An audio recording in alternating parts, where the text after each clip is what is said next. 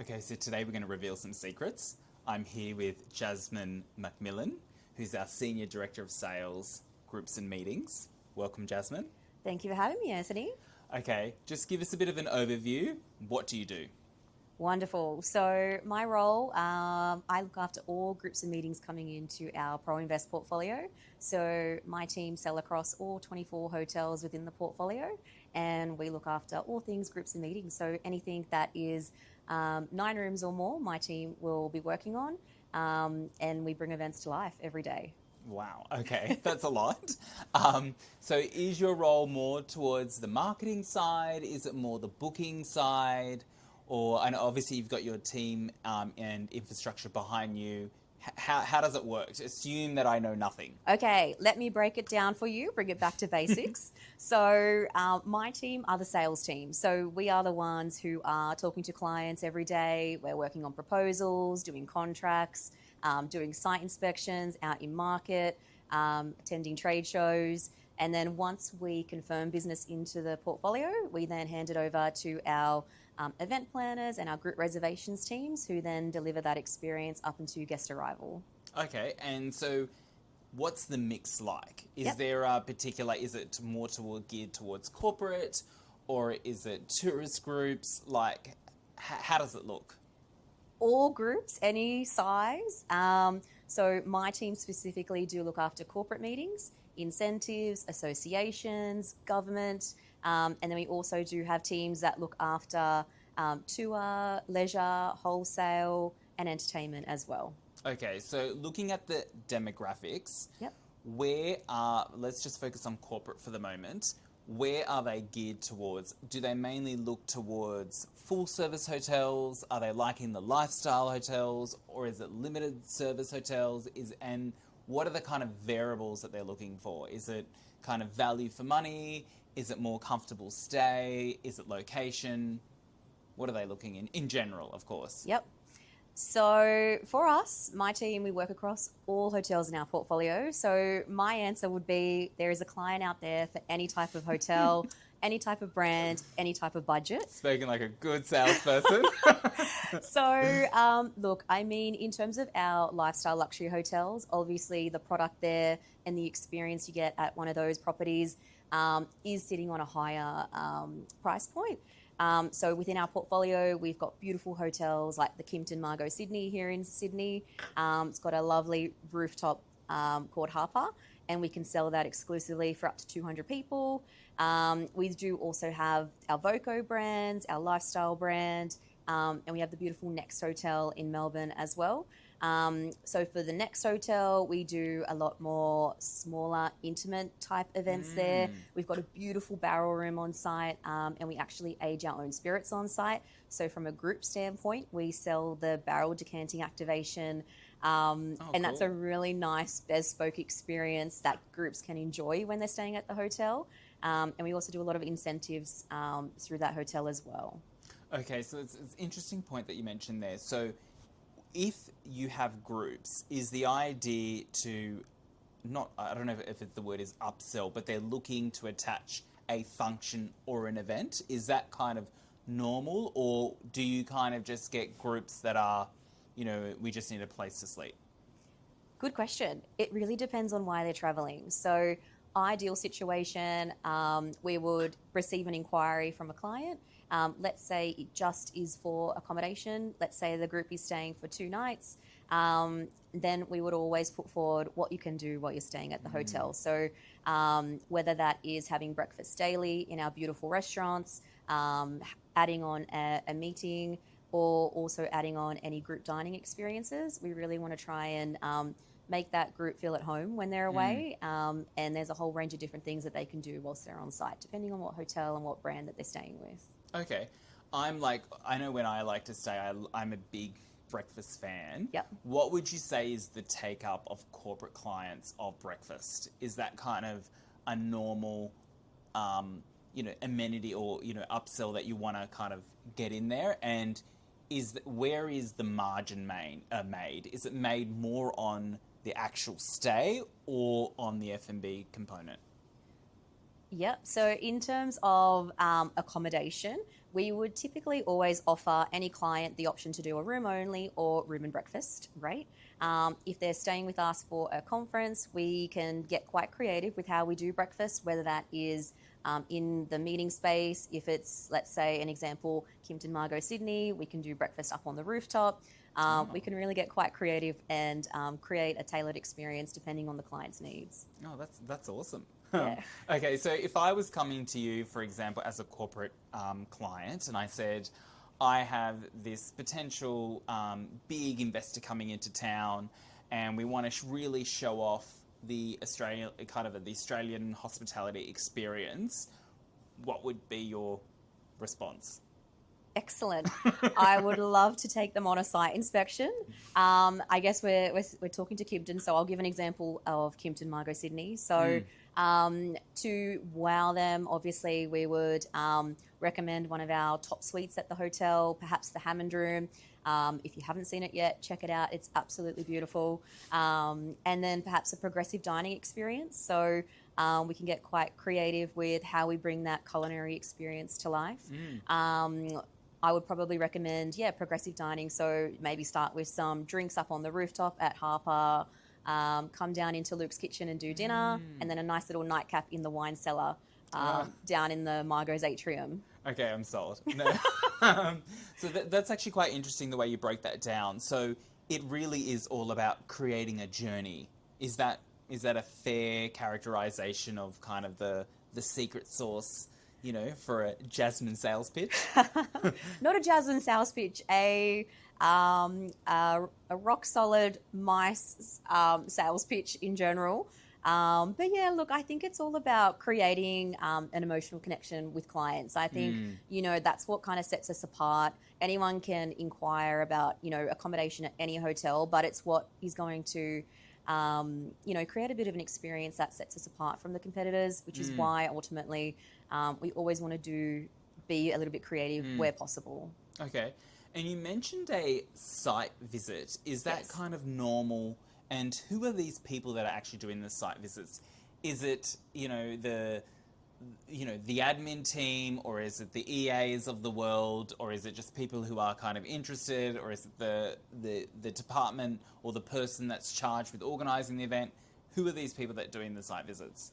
Great question, and the answer is very vast and varied. So it depends. I mean, sometimes you are dealing with people like EAs and PAs of big corporate companies. Sometimes you are dealing with event professionals, event managers.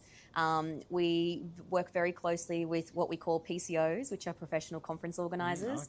And we also work with venue finders who prime role is to source venues for their clients, and then once the business has been converted, those clients then deal with the hotel direct.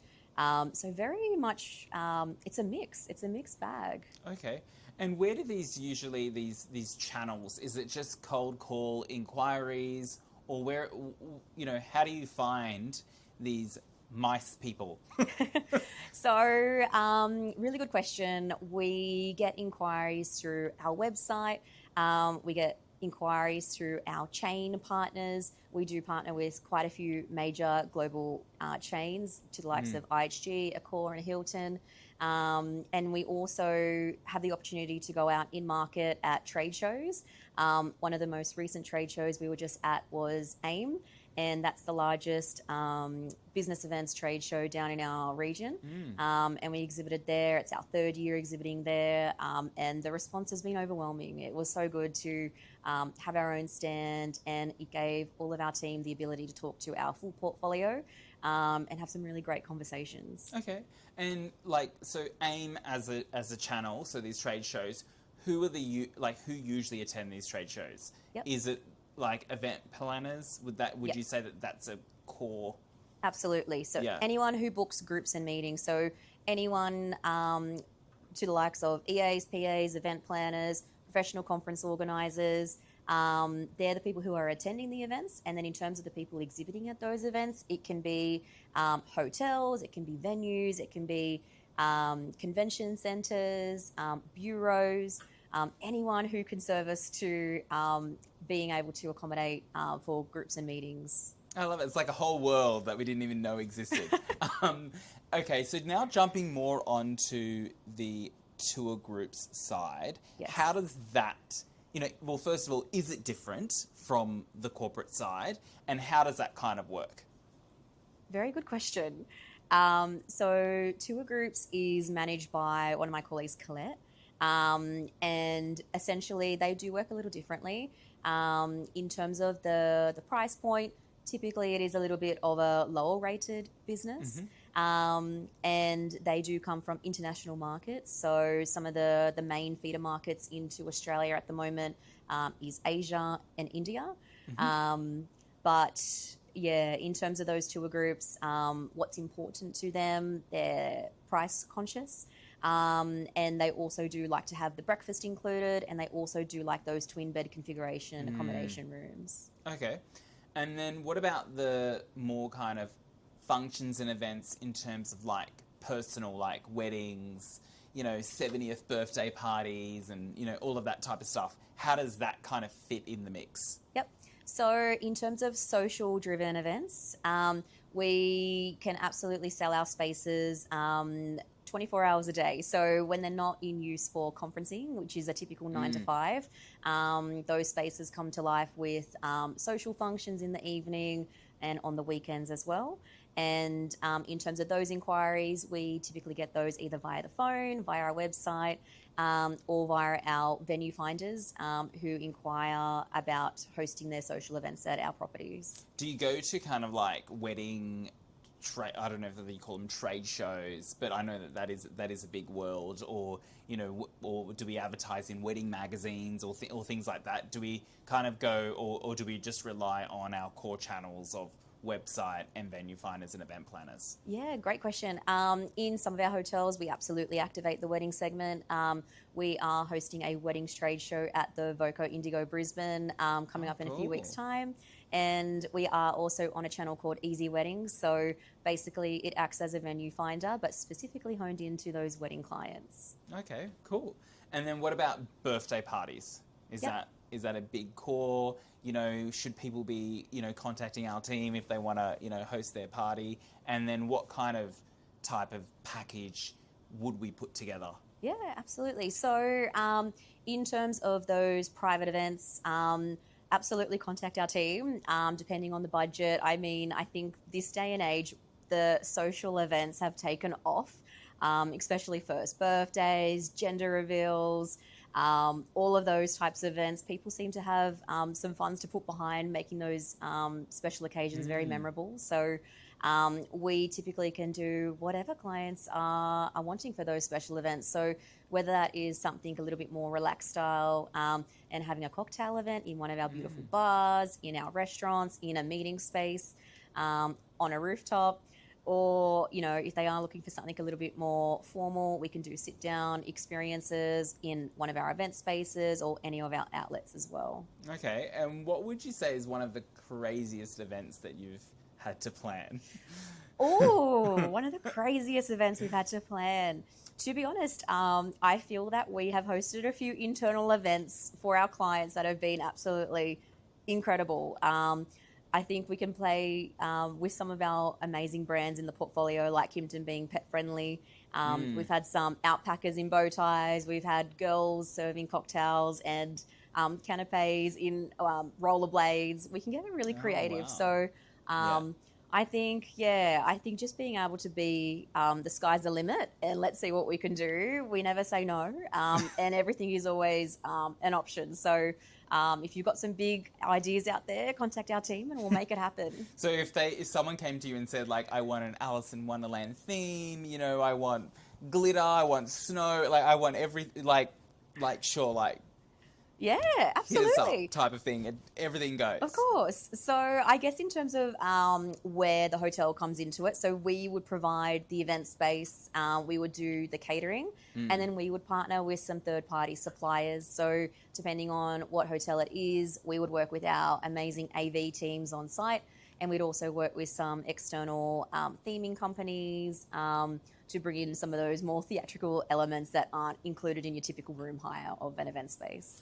And then in terms of events, what are people kind of gearing towards? Is it all about music? Is it all about activation? I know we've hosted one of our parties at Kimpton and it was all about cocktail activations and it was all about smoke and stuff like that. Is there any kind of, are you seeing any trends in terms of what people are after? I think, coming out of COVID, the landscape for events has changed dramatically. I think, prior to COVID, typically in terms of your general event schedule, they would be 3 or 4 days of conferencing. They'd be larger in size. And, weekend events were quite common. Whereas coming out of COVID, people are a little bit more focused on that work-life balance. They're not wanting to take as much time away from their family. In terms of the length of a conference, they are shorter now as well, and they're also not as big. So instead of companies coming together and doing events of, let's say, 500 people for 4 days, they may be doing 2 events a year and doing half of the numbers. In terms of the actual typical events that we're seeing, I would say that. In terms of a social aspect, in terms of trends, I think some more unconventional events are certainly coming on board. Divorce parties, diagnoses for illnesses. I've seen a whole range of some pretty crazy things out there. But I think, so long as you've got an occasion to come together, we've got some beautiful spaces that we can certainly accommodate.